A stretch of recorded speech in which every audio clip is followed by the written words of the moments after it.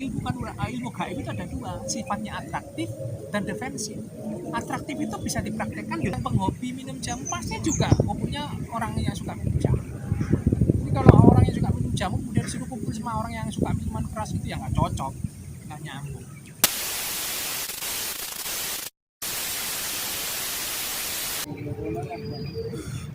Assalamualaikum warahmatullahi wabarakatuh.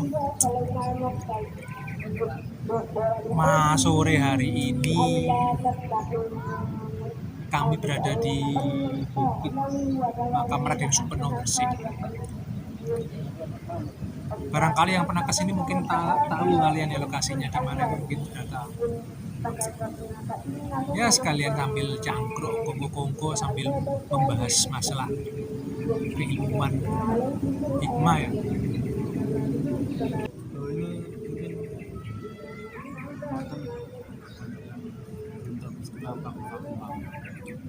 Oh ya, aneh ya. Vakum ya.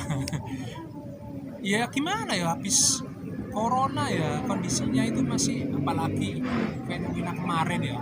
Fenomena kemarin yang si rambut merah itu kan. Sudah saya WA, sudah ditelepon nggak mau respon. Nah, cuman diem. Nah, terakhir itu sama kiai saya itu yang dari Mojokerto itu sempat katanya cerita beliau, guru saya itu, kiai saya itu sudah ditelepon.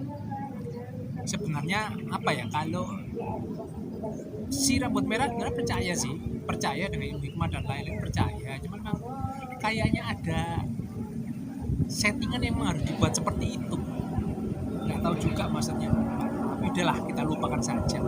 Yang pasti siapa mereka yang nggak percaya dengan hal-hal goib termasuk ilmu hikmah dan lain-lain, itu bisa dikatakan keimanannya masih kurang dipertanyakan ya, masih dipertanyakan, kurang kuat.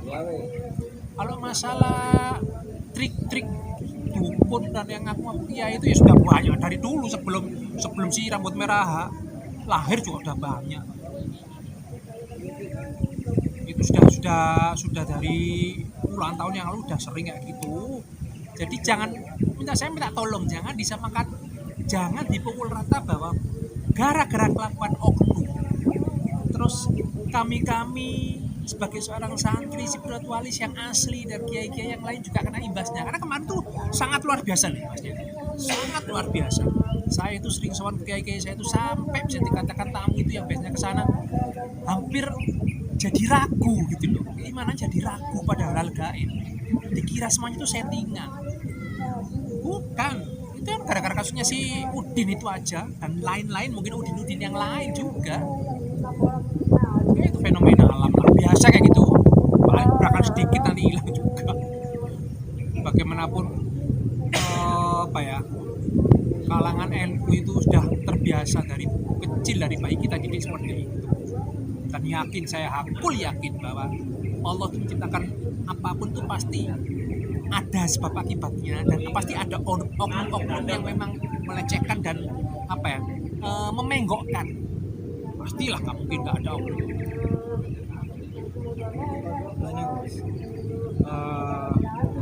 Masalah gimana tadi, mereka yang menganggap bahwa itu adalah bantuan jin.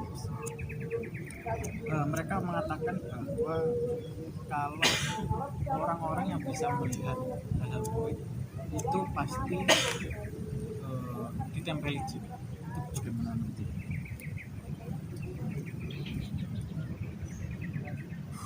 Memang kemampuan hal gaib itu memang mayoritas pasti mengandung khodam. Khodam itu kan kalau yang saya ketahui selama ini itu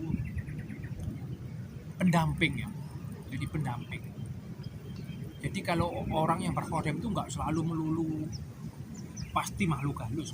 Ada pendamping seorang kiai, khodamnya itu seorang santrinya, santri si A, si B, siapa gitu. Tapi karena kita sekarang itu mau bermasalah gaib ya, khodam yang kita maksud itu terbagi berbagai macam jenis. Ada khodam malaikat malaikat, ada khodam jin muslim, jin kafir, sampai khodam setan.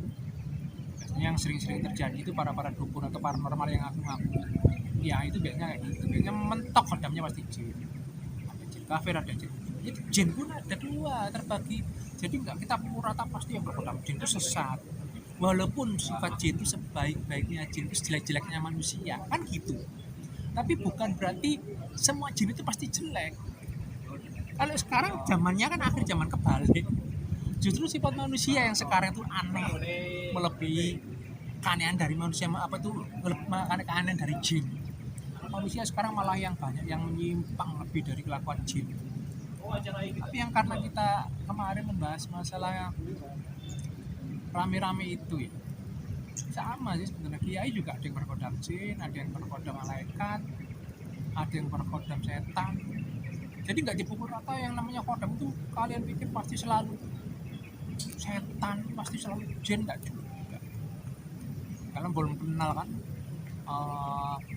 pembagian kategori kodam malaikat itu siapa, banyak itu. Ini biasanya diajarkan kalau pada kiai yang memang ahlinya seperti itu. Saya itu juga nyantri diajarin seperti itu. Soalnya kemarin beberapa waktu lalu itu saya pernah buat story dimana saya buat story itu bilang seperti ini, di sini ada penampakan di sini ada penampakan ini, kemudian ada yang komen, bukankah manusia yang bisa melihat jin itu, kata salah satu ustaz dalam tanda kutip dari Nabi ya, itu mengatakan bahwa yang bisa melihat jin justru malah dipertanyakan syahadatnya. Sekarang kan lagi akhir zaman kan lagi muncul-munculnya kaum seperti itu, lagi booming-boomingnya ya, lagi rame-rame. Sama dari zaman dulu juga gitu. Makanya di kitab putihnya Kanjeng Syaikhul Jailani itu mengatakan yang meragukan kewalian beliau juga banyak, menganggap itu wali setan. Memang manusia kan terbagi itu, makomnya terbagi seperti itu. Jadi kalau sama mereka yang sekarang juga lagi cuekin aja, itu biasa, gitu terus sebentar nanti. Kalau perkara ada apa ya, orang tadi apa itu yang bilang, kamu bilang apa tadi? Ada, itu cuek aja maksudnya, nggak usah di bahasa Inggrisnya tuh nggak usah direken, itu tuh nanti nyingkir sendiri. Istilahnya gitulah. Kalau kita penghobi kopi, umumnya pasti penghobi minum kopi, penghobi minuman keras pasti umumnya juga penghobi minuman keras. Yang penghobi minum jamu pasti juga umumnya orang yang suka minum jamu. Jadi kalau orang yang suka minum jamu kemudian disuruh kumpul sama orang yang suka minuman keras, itu ya nggak cocok, nggak nyambung. Kalau pengalaman saya tuh selama kurang lebih 25 tahun nyantri dan berburu sama kiai itu seperti itu. Mulai nanganin pasien, tamu, klien, ya sama sebenarnya. Mereka percaya, kebanyakan mayoritas umat muslim dan umat agama lain itu percaya kalau cuman lagi kan apa ya, lagi fenomena aja lah, dunia ini akhir zaman begitu. Gemparnya apa dulu, Ponari, gempar itu hilang kan gitu. Itu gempar apa lagi, rame lagi apa, nanti hilang. Terus maklum Indonesia seperti itu akhir-akhir zaman. Nggak usah ya kaget, nggak usah kagetan. Cuman memang saya akui efek dari corona kemarin dan ketindian apa ya, ketumpukan dengan kasusnya si rambut merah, nggak munafik termasuk saya dan kiai-kiai lain dan paranormal lain, itu memang imbasnya itu banyak diragukan orang. Jadi kelakuan si Udin dan si rambut merah oknum yang berselisih sendiri, kita yang kena juga imbasnya, nggak munafik. Itu biar aja nanti Allah yang ngatur. Itu aja kok repot. Terus masalah tadi apa tadi bilang agama lain juga percaya dengan seperti ini. Pasti untuk di misalnya saya menggunakan agama Nasrani, ketika mereka kesurupan, apakah mereka juga metodenya yang digunakan itu menurut ajaran mereka, atau doa yang kita lakukan khususnya doa yang kita lakukan penyisiran dalam agama Islam itu bagaimana? Apakah memang doa itu bisa maju? Loh, ini langsung saya jawab ya. Zaman dulu 10 tahun yang lalu itu tamu pasien saya itu bisa dikatakan mayoritas agama lain, banyak yang agama lain. Mulai dari Gemblengan di Karomahan, Gemblengan Kanuragan, dulu itu pokoknya 10 tahun, 15 tahun yang lalu itu luar biasa. Banyak antusias, bahkan dari agama lain pun sering. Ya gitu, jadi kalau saya kedatangan tamu kepingin Gemblengan dari agama lain, terus juga saya suruh baca Fatihah, juga saya suruh baca. Karena apa ya? Ya mungkin karena memang saya nggak ngajinya kan seperti itu dari agama Islam. Tapi saya tidak mengajarkan mereka syahadat. Dan mereka banyak kan juga katanya sudah terbiasa agama Hindu, Kristen, Buddha sudah hafal Al-Fatihah. Yang penting kata mereka saya nggak akan baca syahadat ya Ustaz. Monggo tak bilang. Ya gitu hasilnya. Sampai saya itu pernah banyak pengalaman itu. Banyak murid saya 10 tahun yang lalu itu buka padepokan tapi dari agama lain. Jadi agama Hindu, Buddha, Kristen, tapi yang itu dia buka padepokan. Nggak tahu ya metodenya dia gimana, karena saya yang ngajarin cuma dari saya dan dia kembangkan sendiri. Itu santrinya muridnya juga banyak. Tapi nggak tahu kalau masalah keyakinan saya nggak tahu dia mau alam. Cuman saya berharap moga-moga yang agama itu sehingga dapat hidayah sehingga bisa masuk ke agama Islam. Lewat amalan. Mungkin dia lewat amalan sehingga hidayah dari Allah turun. Kan kita nggak tahu. Cuman yang pasti saya nggak memaksa untuk membaca syahadat. Keyakinan sah. Jadi dia kalau berdoa itu ya gitu ya Tuhan. Zaman dulu itu pokoknya luar biasa. Jadi antusias itu apapun, masalah apapun itu sampai tiap hari itu hampir nggak sampai kurang dari 30 orang tiap hari ke padepokan saya. Cuman semenjak corona, saya ingat waktu semenjak corona itu mungkin kan karena memang ya fenomena alam sudah tidak mulai perlahan hilang. Kemudian kena si kasusnya si rambut merah kemarin sama si Udin. Sudah tahu si Udin itu oknum. Dari awal itu saya sudah tahu si Udin oknum dari sebelum ada corona. Saya bilang anak ini oknum. Karena memang dia nggak bisa, apa yang dibaca, dipraktekkan semua itu nggak bisa. Nggak ada, karena apa? Ya kita bisa melihat. Jadi orang kalau melakukan gerakan, katakan untuk mengeluarkan energi kekuatan gaib itu kelihatan cahayanya. Tapi yang nggak kelihatan terus dia cuma iseng-iseng gerakan, action aja. Percuma, bagi yang tahu pasti akan kelihatan. Bagaimanapun itu kebenaran pasti akan nampak sendiri. Walaupun dengan sandiwara apapun kalian, nggak bisa. Jadi masalahnya di situ itu adalah masalah bagaimana mereka yang oknum tadi muncul di publik itu ibaratnya malah membuat kita yakin bahwa orang-orang seperti bisa menjadi fitnah. Seperti misalnya kemarin ada beberapa yang datang rambut merah, kemudian mereka tidak bisa membuktikan bahwa itu memang benar. Iya, karena gini ya, dari dulu sebenarnya kalangan kiai-kiai kebanyakan dan Nahdlatul Ulama, Nahdliin dan lain-lain yang ibaratnya memang kebanyakan, saya nggak nyebutin semuanya, kebanyakan. Dari dulu pasti ada tantangan seperti itu, dari dulu. Tapi saya pun kemarin kasusnya itu kasus di si Syamsuddin dan si siapa itu, si rambut merah.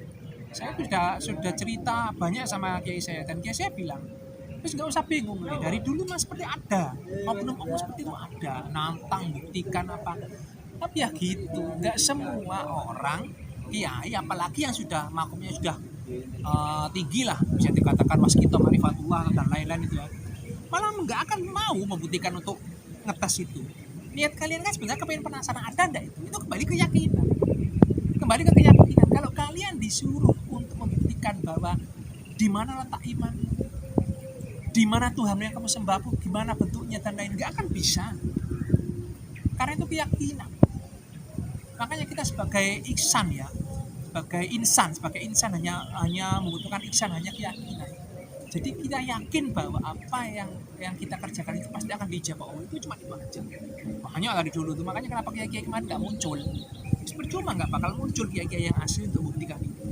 Yang malu-malu itu percuma. Ngeladenin anak kecil rambut merah. Ngapain? kemarin saya sempat tak layani dengan metode yang apa ya, praktek. Kan ilmu itu ada dua, atraktif dan defensif. Jadi ilmu gaib itu ada dua, sifatnya atraktif dan defensif. Atraktif itu bisa dipraktekkan dengan seketika juga, tapi nggak munafik. Sesuai pengalaman saya selama 25 tahun dan bertanya kiai-kiai saya, yang namanya atraktif memang pakai jin, walau jin muslim dan atau jin kafir. Saya akui, seperti debus, kebal, kemudian pukulan jarak jauh, itu nggak usah sandiwara, nggak usah satu murid, orang lain bisa itu menerbangkan benda, batu dan lain. Itu sifatnya atraktif, pakai kodam jin. Makanya kemarin mau saya praktekkan kepada si rambut merah, tapi kiai saya melarang. Karena resikonya kalau kita sudah berkodam jin, resikonya pasti jin itu akan terus menempel pada kehidupan kita dan pasti akan beresiko kelak di dunia dan akhirat. Pasti. Yang satunya lagi defensif. Defensif ini yang sering diajarkan oleh kalangan kiai-kiai Nahdliyin. Sifatnya di saat diserang saja ada kejahatan, energi itu keluar untuk dilindungi. Di saat dibutuhkan ya kayak nyembuh orang bisa, alhamdulillah berhasil. Bismillah dengan izin Allah pasti berhasil. Sifatnya gitu, nggak dibuat ongkang-ongkang. Nah, si rambut merah kepengennya dibuat bukti-bukti ongkang-ongkang kayak buktikan dengan langsung kesombongan gitu. Ya nggak bisa ya rambut merah. Seperti itu ilmu yang kita diajari kiai kita itu seperti itu. Beda kalau dia basicnya sulap. Nah, basic sulap itu bisa diajarkan, ada bukunya, ada trik-triknya. Itu cuma kalau klien dari dulu, jangankan si itu, dari itu sebelum si rambut merah itu banyak kayak gitu. Banyak orang-orang kayak gitu, sifat-sifat yang congkak-congkak itu banyak. Tapi biasanya kita habis sendiri, biarin aja. Yang penting memang ada sisi baik dan sisi buruknya, ada apa ya, manfaatnya juga kan kasus kemarin. Sehingga banyak dukun-dukun yang palsu seperti si Udin dan lain-lain itu tiarap semua. Karena takut kalau apa ya, kebongkar. Si baiknya seperti itu. Si buruknya kasihan, kamu nggak sadar, kalian nggak sadar kan? Kalau para kiai ulama yang ngomong santri banyak, yang cari nafkahnya itu dari welas dari orang, nolong orang itu berkurang sangat banyak dan bahkan ada yang sampai habis, ada yang sampai nganggur. Saya buktikan sendiri tuh waktu soal itu. Efeknya memang luar biasa itu. Tapi semuanya itu sudah kode dan kodar Allah. Cuma kita biarin aja. Fenomena akhir zaman nanti akan muncul lagi. Segebrakan tok gitu tuh. Segebrak habis, nggak akan lama gitu. Nggak akan lama. Sudah hafal ya dari dulu. Cuman ya kemarin itu agak sedikit banyak kiai yang apa ya, sudah kena ketumpuan kasus corona, susah cari rezeki, kemudian ketumpukan model-model oknum-oknum seperti fitnah seperti itu.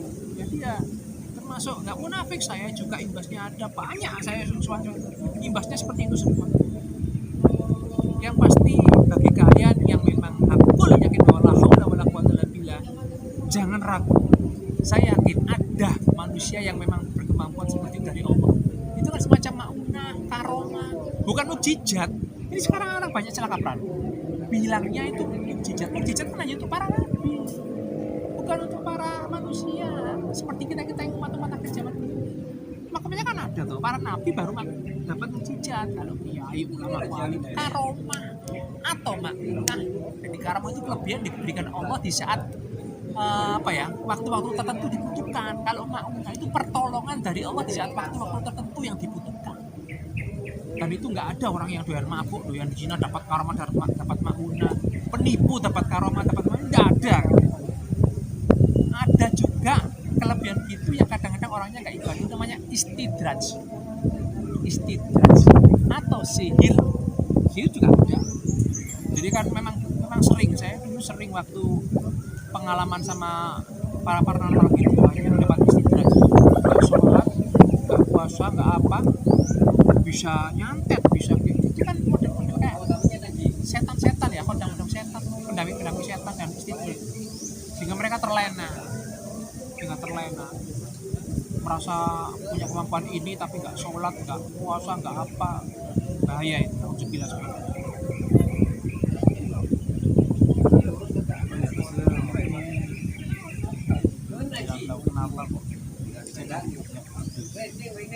Iya, channel YouTube-nya saya itu ceritanya yang dulu itu kenapa kok sampai hilang ya, sudah vakum.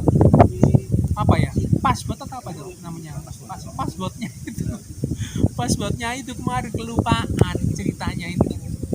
Jadi password kelupaan sehingga yuk tak kemana-mana nggak bisa, sudah stop. Jadi makanya terus saya juga agak males buat YouTube, baru kali ini diajak. Jadi password lupa tuh, makanya gonta-ganti YouTube terus. Nggak tahu lah, apalagi juga kondisi masih seperti ini, masih males. Tapi insya Allah pelan-pelan, moga-moga doakan aja lah, bisa dibantu juga barangkali ya. Kalau yang mau kolaborasi YouTube dengan saya, monggo Mandu Gresik sesama spiritualis Gresik, monggo kita collab ya, bahas apa aja lah, yang penting itu nggak menyimpang dan tidak menyesatkan ya, istilahnya seperti itu. Mungkin kalau baru ada yang tahu tentang dengan kira-kira ini misalnya praktiknya itu apa sih, bisa rumah atau apa gitu. Kalau saya 25 tahun yang lalu ya, sesuai pengalaman, insya Allah yang paling ramai itu memang pengobatan dan pembersihan rumah, kayak tempat usaha rumah dan lain. Cuman yang memang jujur saya itu pengobatan yang medis. Jujur saya kurang ahli. Pengobatan medis itu macam-macam, kayak kena apa gitu saya kurang ahli. Itu mending ke dokter. Tapi kalau non medis, insya Allah sangat mudah. Non medis, karena apa sih? Karena non medis urusannya dengan makhluk halus. Cuman mengalahkan makhluk halusnya, insya Allah selesai, penyakitnya juga hilang. Tapi kalau medis, saya pribadi kurang ahli karena saya bukan tabib, biasanya kita urusan tabib. Memang membedakan orang yang awam membedakan antara penyakit medis dan non medis itu kira yang paling mudah itu. Kalau orang awam itu memang susah, sering terjadi ya. Sudah kalanya sampai ke dokter habis-habisan, operasi dan lain-lain, nggak sembuh, ternyata non medis. Sebaliknya kan. Jadi biasanya gini loh, kalau ada penyakit kita ikhtiar ke dokter, kurang lebih sampai 1 minggu nggak ada hasil, kita boleh ikhtiar ke seorang yang ahli, kiai, ustadz. Usahain jangan ke dukun lah, usahain jangan ke dukun, minimal paranormal yang seorang santri gitu, yang punya kemampuan paranormal itu akan baca ini medis apa non medis. Sebaliknya ya gitu, kalau memang penyakitnya medis jangan dibawa ke orang pintar. Nah sekarang itu banyak penyakitnya sudah jelas medis tapi dibawa ke orang pintar, ya nggak nyambung. Sebaliknya gitu, penyakitnya non medis dibawa ke dokter, makanya jaraknya 7 hari seminggu. Obat dokter dia kasih apapun, itu ya kedokteran sudah mentok nggak ada hasil, cobalah ke kiai terdekat yang ahli. Tapi kiai enggak, jangan kiai ceramah. Kalau kiai yang ahli ceramah kan kiai itu kan profesinya apa ya, kemampuannya beda-beda. Ada ahli ceramah, ahli dakwah agama, ada ahli yang ilmu hikmah, karena macam-macam. Coba dibiarkan, jangan ke dukun. Sekarang kasusnya banyak ke dukun, malah diperkosa, dihamilin. Apakah kalau begitu apakah penyakit yang medis itu tidak bisa melewati? Sebenarnya semua izin itu datang dari Allah. Ini nama amruh itu ya. Banyak juga loh, nanti aku puntur, jamu herbal didoai, jasma dan lain-lain. Cuman saya mengakui saya bukan ahlinya yang medis, saya aku. Intinya berarti bisa, cuma Nggak ahli. Karena saya sadar diri, banyak juga kiai yang ahli dalam medis. Jadi kadang dijamu dengan herbal jamu, didoai. Cuman saya memang spesialisnya memang non medis. Pokoknya jarak 2 hari nggak ada reaksi, dokter kasih obat apa mentah, biasanya non medis. Non medis insya Allah kan, saya memang ahlinya dan gampang, mudah banget. Karena urusan dengan jin saya itu sampai apa ya? Sampai bahasa Arabnya itu sampai towok urusannya. Saya itu sampai mulai khodam jin, apa yang jin datang dan lain-lain, sampai apa itu ngamalin surat jin, ngamalin suratnya dulu zaman dulu 10 tahun masih muda, di saat umur 25. Karena saya hafal, saya urusan jin itu hafal. Jadi misalnya kalau misalnya herbal saya malah kurang hafal. Nah segitu aja, mau perlu ya ini mas ya. Insyaallah. Nah, mungkin kalau ada yang tanya apa aja di Gresik memang saya akui saya masih katakanlah tempat itu masih nggak bisa tetap karena belum ada rezeki untuk buat pondok ya. Walaupun kayak saya nyuruh buat pondok. Ini saya mau kondisi di Gresik kadang-kadang pindah kemana. Apa yang penting nanti akan saya kasih apa itu nomor HP saya. Yang penting saya Gresik kota daerah dekat Makam Maria Sunan Giri.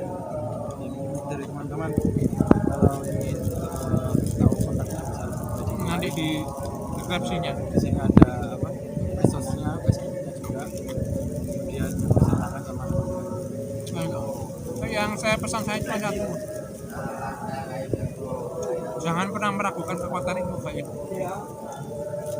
karena Allah maha gaib dan malaikat maha gaib. Malaikat itu kan sifatnya gaib. Jadi bagi kalian yang nggak percaya dengan hal gaib, justru keimanan kalian yang patut diragukan. Itu aja dari saya. Wabillahi taufiq wal hidayah. Wassalamualaikum warahmatullahi wabarakatuh.